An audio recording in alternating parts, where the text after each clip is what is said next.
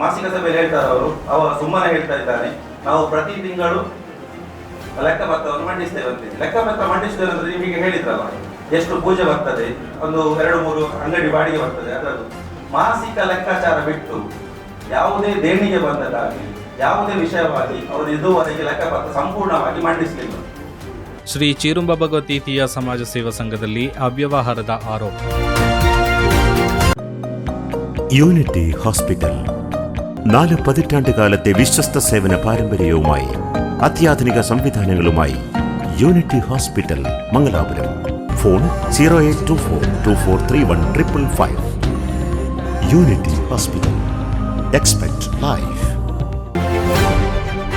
ಶ್ರೀ ಚೀರುಂಬ ಭಗವತಿ ತೀಯ ಸಮಾಜ ಸೇವಾ ಸಂಘದ ಆಡಳಿತದಲ್ಲಿ ಪಾರದರ್ಶಕತೆ ಇಲ್ಲದೆ ಹಣಕಾಸಿನ ಅವ್ಯವಹಾರ ನಡೆದಿದೆ ಎಂದು ಕಾರ್ಯಕಾರಿ ಸಮಿತಿ ಸದಸ್ಯ ಪವನ್ ರಾಜ್ ಆರೋಪಿಸಿದ್ದಾರೆ.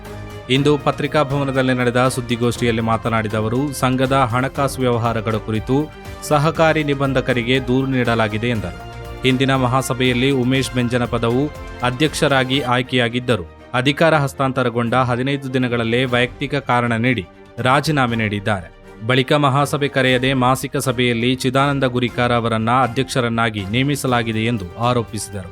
ಸಂಘದ ಸಭಾಂಗಣ ನಿರ್ಮಾಣಕ್ಕಾಗಿ ಕುಟುಂಬದ ಜಮೀನು ಅಡಮಾನವಿಟ್ಟು ಸುಮಾರು 30 ಲಕ್ಷ ಸಾಲ ಪಡೆಯಲಾಗಿತ್ತು. ಬ್ಯಾಂಕಿನ ಸಾಲ ಹಾಗೂ ಇತರ ಬಾಕಿ ಸೇರಿ ಸುಮಾರು 36 ಲಕ್ಷ ಬಾಧ್ಯತೆ ಇದೆ ಎಂದು ಸಭೆಯಲ್ಲಿ ತಿಳಿಸಲಾಗಿದ್ದರು. ಈವರೆಗೆ ಸಮರ್ಪಕ ಲೆಕ್ಕಪತ್ರ ಮಂಡನೆಯಾಗಿಲ್ಲ ಎಂದು ಪವನ್ ರಾಜ್ ಹೇಳಿದರು. ದಾನಿಗಳ ಸಹಕಾರದಿಂದ ನಿರ್ಮಿಸಲಾಗುತ್ತಿರುವ ಮಹಾದ್ವಾರದ ಕಾಮಗಾರಿಯ ಬಗ್ಗೆಯೂ ಕಾರ್ಯಕಾರಿ ಸಮಿತಿಯಲ್ಲಿ ಸಮರ್ಪಕ ಚರ್ಚೆ ನಡೆದಿಲ್ಲ ಎಂದು ಅವರು ಆರೋಪಿಸಿದರು. ನಮಗೆ ಸಂಘರ್ಷದ ಉದ್ದೇಶವಿಲ್ಲ. ಸಂಘದ ಬೈಲೋ ಪ್ರಕಾರ ಆಡಳಿತ ನಡೆಯಬೇಕು ಹಾಗೂ ಲೆಕ್ಕಪತ್ರಗಳು ಪಾರದರ್ಶಕವಾಗಿರಬೇಕು ಎಂದು ಅವರು ಆಗ್ರಹಿಸಿದ್ದಾರೆ.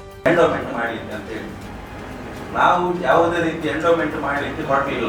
ನಮ್ಮದು ನಾವು ಕೇಳಿದ್ದು ಇಷ್ಟೇ, ಲೆಕ್ಕಪತ್ರ ಪಾರದರ್ಶಕವಾಗಿರಬೇಕು, ಕಾರ್ಯಕಾರಿ ಸಮಿತಿಯವರ ನಿರ್ಣಯಗಳನ್ನು ಖುದ್ದು ಮಾಡಬೇಕಂತೇಳಿ ನಾವೀಗ ಸ್ಪಷ್ಟವಾಗಿ ಹೇಳ್ತೇವೆ. ಇಲ್ಲಿ ನಾವು ಧಾರ್ಮಿಕ ದತ್ತಿ ಇಲಾಖೆಗೆ ದೇವಸ್ಥಾನ ಅಥವಾ ಕ್ಷೇತ್ರದ ವಿರುದ್ಧ ಯಾವುದೇ ದೂರು ನೀಡಿರುವುದಿಲ್ಲ.